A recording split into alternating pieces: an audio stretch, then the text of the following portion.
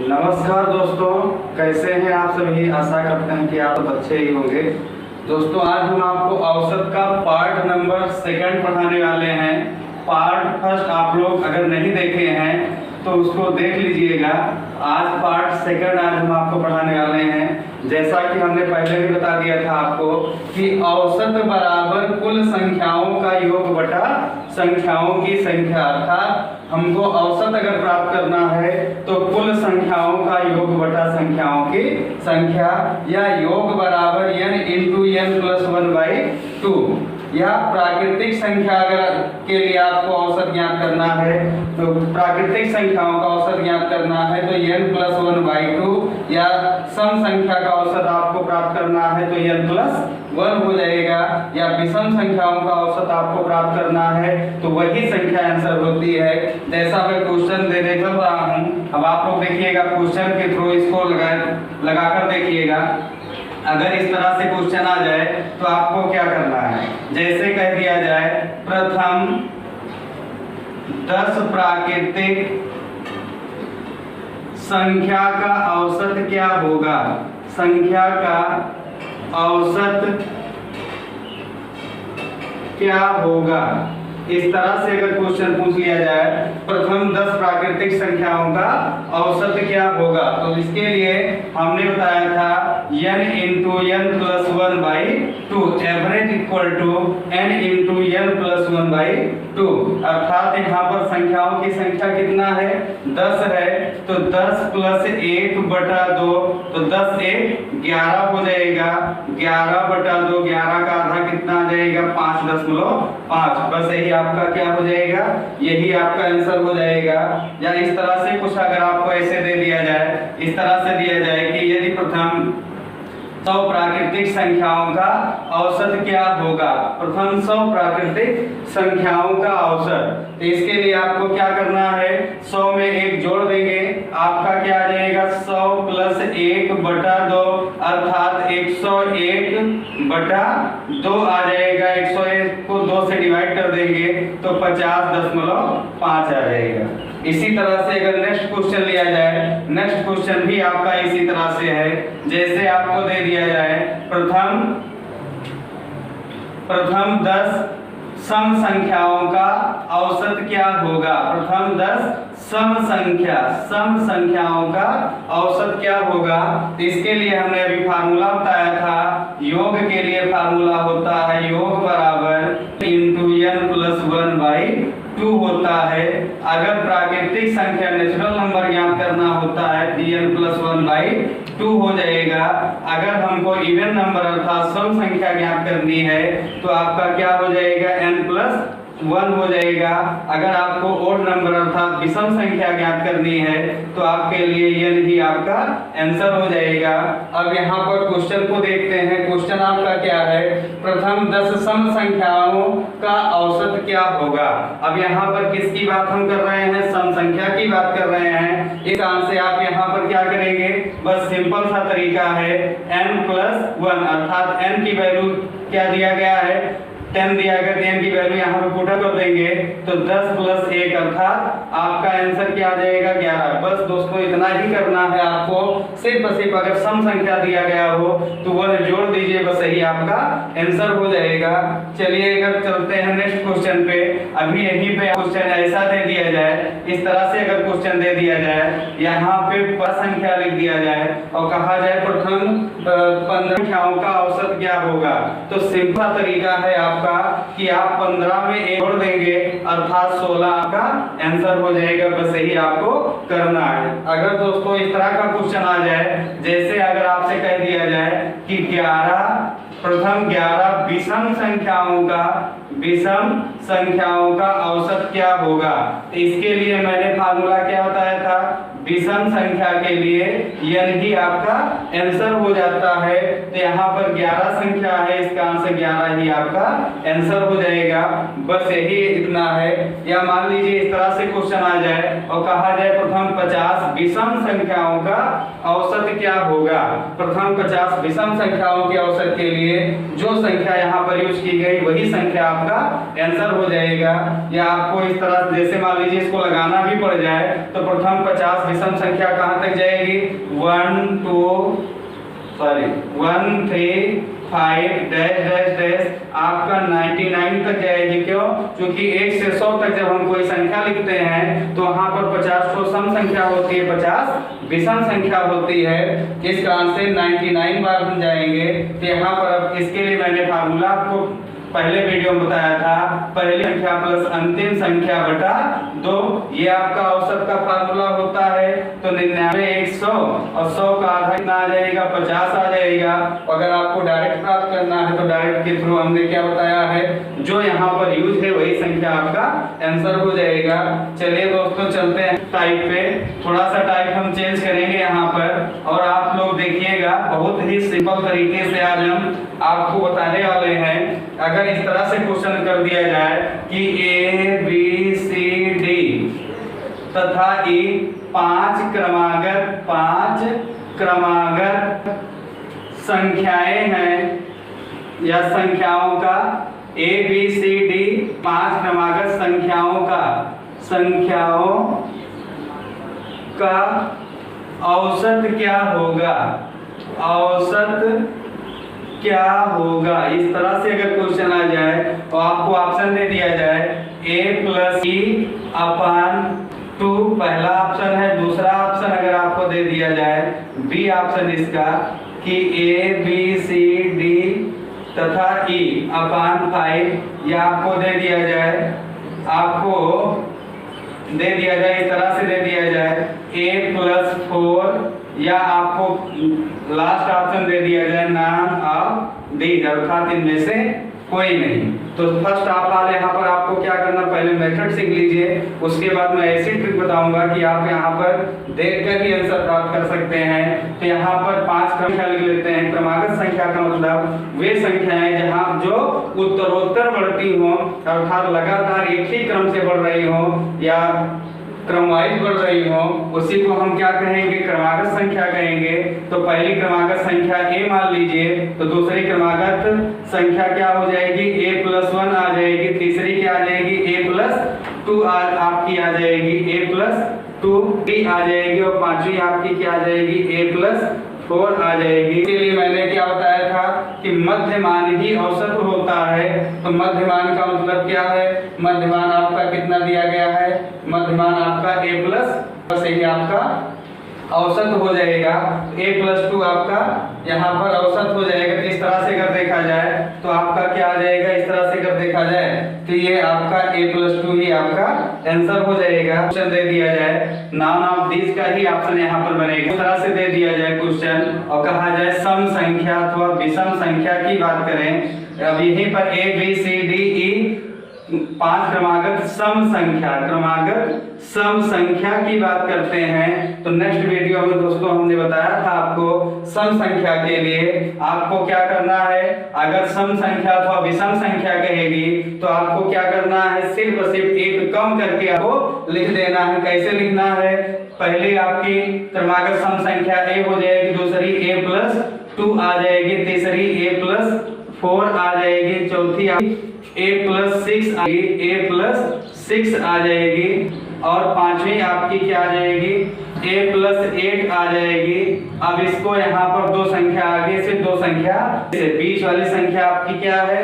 औसत है। तो इस तरह से अगर आपको लगाना होगा या आप वैसे भी लगा सकते हैं, जैसे यहाँ पर औसत के लिए फार्मूला होता है पहली संख्या प्लस अंतिम संख्या बटा 2। पहली संख्या A है, अंतिम संख्या A + 8/2 आ जाएगा, या दोनों को हम जोड़ लेंगे तो 2A + 8/2, या यहाँ से 2 कॉमन कर लें तो A + 4/2 आ जाएगा। 2 से 2 कट गया तो आपका आंसर क्या यहाँ पर आया?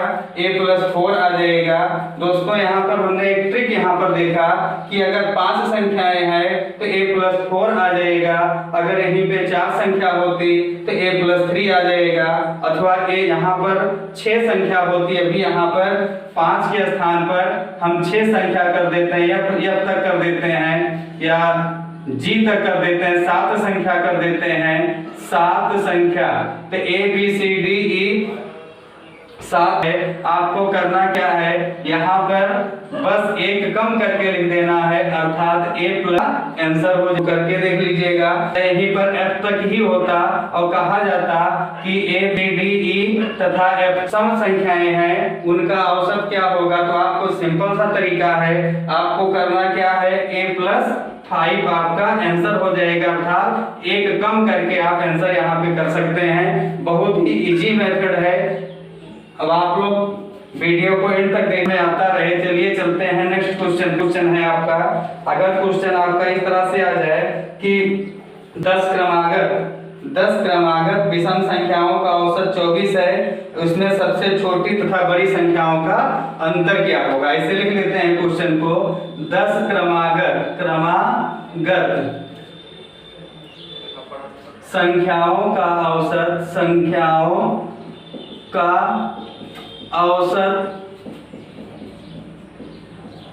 10 क्रमागत सम संख्याओं का औसत 24 है। तो छोटी संख्या तथा बड़ी संख्या का अंतर, यानी दोनों संख्याओं का, छोटी और बड़ी संख्या का अंतर क्या होगा। इस तरह से अगर क्वेश्चन पूछा जाए कि 10 क्रमागत सम संख्याओं का या 10 क्रमागत संख्याओं का औसत 24 है, सबसे छोटी तथा का अंतर क्या होगा। सबसे सिंपल तरीका होता है इसको लगाने का। फर्स्ट ऑफ ऑल यहाँ पर हम क्या लिख लेंगे, क्रमागत संख्या लिख लेंगे, x प्लस 1 लिख देंगे। क्यों, चूंकि यहाँ पर सम अथवा विषम की बात किया नहीं है, तो हम यहाँ पे प्राकृतिक संख्या मानेंगे।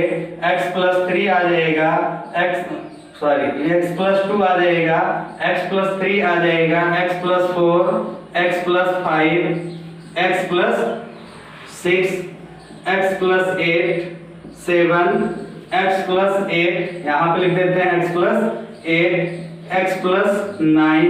आपका 10 संख्याएं हो गई। अब यहाँ से क्या कह रहा है कि छोटी संख्या तथा बड़ी संख्या का अंतर क्या होगा। छोटी और बड़ी संख्या के अंतर की अगर हम बात करें तो अंतर आपका क्या हो जाएगा, सबसे छोटी संख्या x है और सबसे बड़ी संख्या की बात करें तो सबसे बड़ी संख्या आपका x प्लस 9 हो जाएगा। तो x में x प्लस 9 घटा दिया जाए तो आपका कितना आंसर आएगा, 9 का अंतर आएगा। बस यही आपका क्या हो जाएगा, आंसर हो जाएगा। छोटी संख्या और बड़ी संख्याओं के बीच का अंतर क्या हो जाएगा, इतना हो जाएगा। यहीं पे कहा होता कि 10 क्रमागत विषम संख्याओं का औसत, 10 क्रमागत विषम संख्या यहीं पे लिख दिया जाता, विषम संख्याओं का औसत यदि 24 है और बड़ी संख्या के बीच का अंतर क्या होगा। दोस्तों हमने आपको बताया था क्रमागत विषम संख्या के लिए x plus 2, x plus 4, x plus 6, x plus 8, x plus 8, x plus 10, x plus 12, x plus 16, x plus 18, x plus, बस यहाँ तक देखा जाए, गिन लिया जाए कितनी संख्याएं हुई, 1 2 3 4 5 6 7 8 9। अब वो एक संख्या और हो जाएगी, x प्लस आपका क्या हो जाएगी, एक संख्या यहाँ पे छूट रही है, x प्लस 14, x प्लस 16 यहाँ पर हो जाएगा, यहाँ पर x प्लस 18 हो जाएगा, ये हो जाएगा। तो आपका यहाँ पर क्या आ जाएगा कि प्रथम संख्या और अंतिम संख्या का अंतर आपका क्या है, देखकर ही लग जाएगा। अगर प्रथम x है तो अंतिम संख्या x प्लस 8 है। यहाँ पर आपको लगाने की भी आवश्यकता नहीं है, आप यहाँ पर क्या कर सकते हैं, x और x प्लस 8 में से अगर घटा लेंगे तो आपका आंसर क्या आ जाएगा, 18 आंसर है। बस दोस्तों यही आपका आंसर। चलिए चलते हैं नेक्स्ट क्वेश्चन पे। नेक्स्ट क्वेश्चन है आपका, अगर इस तरह से क्वेश्चन आ जाए, क्रमागत संख्या से ही क्वेश्चन आ जाए, अभी मैं क्वेश्चन पढ़ रहा हूँ, देखिएगा आप लोग दोस्त, वीडियो को लास्ट तक देखिएगा जिससे आपको अच्छे से समझ में आने लगे। लास्ट क्वेश्चन है इस वीडियो का कि 5 क्रमागत प्राकृतिक संख्याओं का औसत k है, यदि 3 संख्या और भी शामिल कर दिया जाए तो औसत पर क्या प्रभाव पड़ेगा। तो यहाँ पर 5 क्रमागत प्राकृतिक संख्याओं का औसत k है, तो k अगर औसत है, जाहिर सी बात है यहाँ पर संख्या क्या हो जाएगी, k -2, k 1 हो जाएगा, इस तरह से आ जाए, और यहाँ पर k प्लस 1 आ जाएगा और k प्लस 2 आ जाएगा। तभी हम यहाँ पर 5 संख्याएं हो गई, 1 2 3 4 5। 5 संख्याओं का औसत यहाँ पर क्या है, k है। यदि दो संख्या और जोड़ दिया जाए, दो संख्याओं को और जोड़ दिया जाए, जैसे यहाँ पर k प्लस जोड़ दिया जाए, k प्लस 6 जोड़ दिया जाए, दो संख्या और हम जोड़ देते हैं, तो संख्याओं का औसत क्या होगा। 5 संख्या थी तो औसत k था। अब यहाँ पर संख्याओं के औसत के लिए 1 2 3 4 5 6 7 हैं, तो हमने आपसे कहा, और पीछे से 3 अगर काउंट कर लेंगे तो आपका बीच वाली संख्या ही क्या हो जाएगा, औसत आ जाएगा। तो बीच वाली संख्या ही औसत आ जाएगा, तो क्या आ जाएगा, k प्लस 1। पहले आपका औसत क्या था, k था, अब k प्लस 1 है, तो दोनों के बीच में अंतर क्या है, 1 का अंतर है। बस यही आपका क्या हो जाएगा, आंसर हो जाएगा। सॉरी, यहाँ पे थोड़ा सा गलत हो गया था, यहाँ पर 3 हो जाएगा, यहाँ पर 4 हो जाएगा। अब यहाँ पर सही है, यहाँ पर इन संख्याओं का औसत क्या हो जाएगा, k प्लस 1 हो जाएगा। इस तरह से अगर क्वेश्चन आ जाए, या इस तरह से अगर क्वेश्चन आ जाए, 7 क्रमागत प्राकृतिक संख्याओं का औसत k है, यदि अगली 4 संख्याओं को शामिल कर दिया जाए तो नया औसत क्या होगा। इस तरह से क्वेश्चन आ जाए। दोस्तों, आपने यहाँ पर देखा एक ट्रिक, आपने यहाँ पर देखा होगा, यदि दो संख्या को बढ़ाया जाता है तो जितनी संख्या बढ़ाया जाए, यहाँ पर नोट के रूप में लिख लीजिएगा, नोट के रूप में यहाँ पर लिखिएगा। अगर इस तरह से क्वेश्चन आ जाए तो जितनी संख्या बढ़ाने के कहे उतने संख्या बटा 2 कर देना है। जैसे पिछले सवाल में आपने देखा, यहाँ पर दो संख्या बढ़ाने की बात किया जा रहा था, तो 2/2 कर दीजिए, आपका आंसर 1 आ जाएगा। क्योंकि यहाँ पर पहले औसत k था, अब k प्लस 1 है, तो दोनों के बीच में अंतर क्या है, आपका क्या आ जाएगा, 1 का अंतर आ जाएगा। या इसी तरह से अगर क्वेश्चन दे दिया जाए कि क्रमागत प्राकृतिक संख्याओं का औसत k है और उसमें 3 संख्या और भी शामिल कर दे, 5 क्रमागत संख्याओं का औसत, ऐसे अगर आपका दे दिया जाए 5 क्रमागत प्राकृतिक संख्या का औसत k है, 5 क्रमागत प्राकृतिक संख्याओं का औसत k है। यदि 3 संख्या और भी शामिल कर दिया जाए, यदि 3 संख्या और भी शामिल कर दिया जाए, और भी शामिल है, तो औसत क्या होगा। दोस्तों, आपको करना क्या है, इस तरह के क्वेश्चन के लिए आपको करना क्या है कि जितनी संख्या कहेगा, 3 संख्या यहाँ पर बढ़ाने की बात किया गया है, 3 संख्या बढ़ाने की बात किया गया, आप 2 कर देंगे तो 3/2 कर देंगे, आपका आंसर क्या आ जाएगा, 1/5 आ जाएगा। और लगाने के तरीके की अगर हम बात करें तो लगाने का तरीका आपका क्या है, जैसे मैंने पहले बताया था उस तरह से है। अगर आपका क्वेश्चन इस तरह से आ जाए कि 7 क्रमागत प्राकृतिक संख्याओं का औसत k है और 4 संख्या इसमें और शामिल कर दिया जाए, तो इन संख्याओं का औसत क्या होगा। यहाँ पर 7 क्रमागत प्राकृतिक संख्याओं का औसत k और शामिल कर दिया जाए तो औसत क्या होगा। अब आपका क्वेश्चन ये आया कि 7 क्रमागत प्राकृतिक औसत k है, इसमें 4 संख्या और शामिल कर देते हैं तो औसत क्या होगा। अर्थात 4/2, 4 एकम 4, 4 दूनी 2 एकम 2, 2 दूनी 4। बस यही दोस्तों, आपका आंसर आ जाएगा। बस और आगे अगर क्वेश्चन की बात करते हैं, इस तरह से अगर क्वेश्चन आ जाए कि जैसे यहाँ पर है कि 7 क्रमागत प्राकृतिक संख्याओं का औसत k है, यदि 4 संख्या और शामिल कर दिया जाए तो औसत क्या होगा।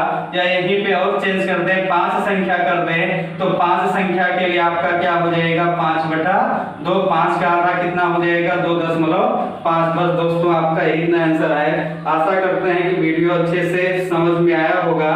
जो भी मैटर मैंने पढ़ाया अगर समझ में आया तो लाइक शेयर और कमेंट करना ना भूलिएगा। जय हिंद, नमस्कार।